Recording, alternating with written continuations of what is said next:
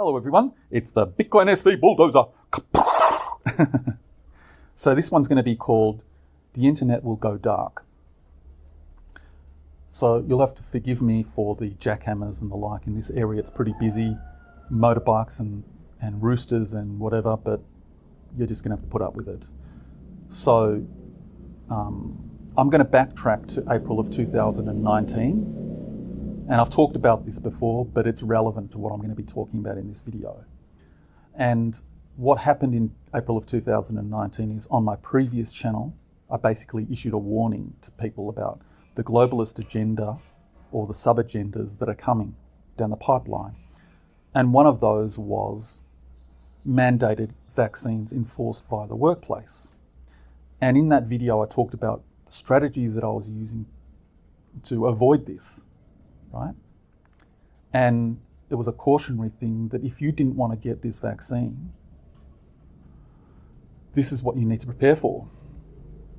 And so fast forward 2 years to 2021, and my workplace had put in a new mandated vaccine policy.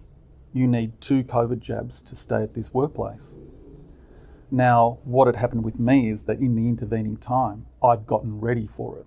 So basically what happened was that I started to save money, April 2019 onwards. In fact, my mindset had already shifted a long time before that in a way where I would easily avoid this scenario.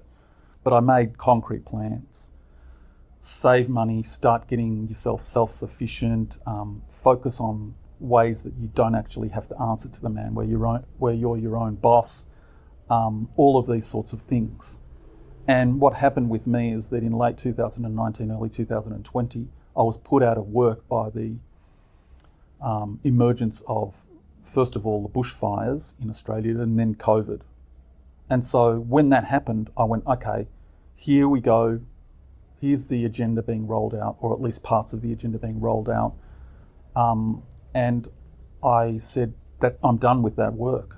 I'm moving on. So I had no attachment to that job, very little. I didn't try in any way to get work which wasn't there, right? I didn't even really start looking for work. So my mind just went to, okay, next chapter of my life. And it's dependency on something where they'll get you. So people have a real difficult time with the whole idea of the job, and I don't. People are attached to their, in quote marks, jobs. It's their life, it's their livelihood and all of this stuff. And there's no faith in the universe, right? There's no faith that things will work out. It's as if your life is just going to fall apart if you don't have that job. And that's how they get you. It's the dependency on something where they'll get you. So for me, because I'd had that mindset already installed in me over several years, even decades, plus the preparation that I'd put in, getting my mindset focused on elsewhere, where I just got to 2021 and it was a non-event for me when they installed these work policies, these mandated jab policies. And what was funny is that I was on a lot of Telegram freedom groups where people were up in arms about their workplace putting in these policies. And they were like, how am I going to get out of this? How do I fight this? Can I get a fake certificate and all of this stuff? And I was kind of looking at it for a while with bemusement, just ditch your job. And then I remembered, I'd uploaded this video telling people in April 2019 to get ready for this. I'd actually forgotten about it. And the situation that arose for me was that because I had that mindset, I just simply avoided the confrontation with the workplace and the boss. So the reason I'm bringing this up is because I'm getting a sense of it again. And it's so funny. I've had this stewing in my mind, and what happens is that I'll start hearing podcasts or conversations about people who are facing not exactly the scenario, but more mild version of it, where the internet goes down. And so in this case, the dependency is the internet. It's not your job, it's the internet. In a more broader sense, it's actually about money. And this is the hard path that people are going to have to face, right? So with dependency, the powers that be can control you, and they will control you. And the ultimate dependency is food, shelter, money. Even beyond money, it's actually food, right? So if you're self-sufficient, independent, you can avoid being coerced into doing certain things. And with the coming PSYOP, which I think will happen in 2027, by the way, I'm very good at predicting these things. So with this coming PSYOP, it'll all be about the digital ID and the march towards the mark of the beast, right? Digital ID, biometrics and all of that. All of these things are stepping stones towards the mark of the beast, okay? So the reason why I feel compelled to produce this video is because I can just see it. It's so obvious to me that the internet at some point in time is going to go dark. And the reason why I think it's going to go dark is because it's already going dark. So the reason it's going dark, or the evidence of that, is one, the way it is being censored. People are being censored left, right and centre. And I think a lot of the censorship is that, shadow banning, things like that, people aren't even aware of the censorship, because what evidence is there when you're being shadow banned? You don't know.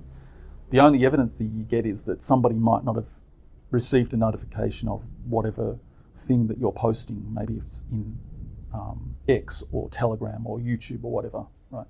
So number one is censorship. And by the way, just because this freedom-loving Trump is in power doesn't mean there's less censorship. I've heard actually that on X at the moment, the level of censorship has actually increased since the new Trump administration came to power. So number one, censorship. Number two is the algorithm and the burying of things, which is kind of a censorship, right? So what happens more and more is that things get buried. It's harder and harder to find things on the internet, which is, in a way, things going dark. Those resources that you once were able to get hold of, where are they now? You can't find them anymore. So what is actually happening is that the internet is getting buried under the algorithm. And the algorithm is now morphing into this AI. AI is really just a sophisticated algorithm. It's nothing, there's no spirit behind it, right? There's this whole idea of it being, well, maybe you could make an argument that it's the spiritless spirit. But I don't want to imbue it with something that it's not. We need to be more careful about giving it a sort of a godlike quality that it doesn't have, and actually just belittling it. So calling it a bot or calling it an algorithm is a much better way to approach things. And I just think of it as a really sophisticated algorithm, or even just a bot. So with AI, what will happen is more and more you'll get a curated answer. This is the modus operandi of the technocrats. They know better than you know what you need, right? They know you better than you know yourself. And they'll say these things and they'll make all of these arguments, and people will actually go along with it. So it's the algorithm, right? You'll get served up answers from AI, and more and more as time progresses, everything will be based on the AI in the algorithm. And less upon human interaction, less and less upon your own choice of things, you navigating your way and you selecting the search results that you think are appropriate. AI will decide for you. This is technocracy, the rule of the experts. They know you better than you know yourself. They know what's good for you. Trust us, right? And so by getting a single curated answer, that is in a way the internet going dark, isn't it? Because all of the things that it has eliminated the AI from its curated answer, they're the things that are dark now. And it'll decide on the answers that are appropriate for you. So that's another way in which the internet is going dark. The third one is that more and more you find that you have to log into certain things to get information. Rather than just being able to freely access things, you need some identification, whether that's an email address or your Google account or your Facebook account. You need to log in, right? And at this point in time, you can still do it in a way where you're anonymous, at least relatively anonymous. But it's a stepping stone to where they want to take it. So what they eventually want to do is get it to the point where you need to use a digital ID to access all your internet services. And how do they do this? By a false flag event, right? So we're progressing towards a point where the end game will be that false flag and the internet going dark. You just take where we're heading with things. It's already going dark, and what's the ultimate conclusion to that? It goes completely dark. So when it goes dark, my prediction that it'll go dark for maybe a few weeks. That's the maximum. Because the thing is that they want to keep us up in arms. They want to keep us dependent on this thing. So if they do it for too long, people will learn to live without the internet. At least they'll start to learn to live without the internet, and they don't want that. They want people begging for their addiction. So it'll be a false flag event, and it'll be something like an EMF attack, or it'll be a cyber attack, right? And cyber attacks from multiple countries, bringing everything down, and you won't be able to access anything, right? Now, in terms of dependency, the internet is highly addictive. I've been calling this out basically from day dot when I first became aware of the internet and where we're going with things in the early 1990s. And I saw the danger of it way back then, right? And I've been occasionally calling this to people's attention over the years. And I really feel like, in some ways, I'm a lone voice in this. People say it, but it's like they just diminish it. We've already got this hive mind that is glued to these screens, that is glued to these fondle slabs. I actually call them idiot boxes.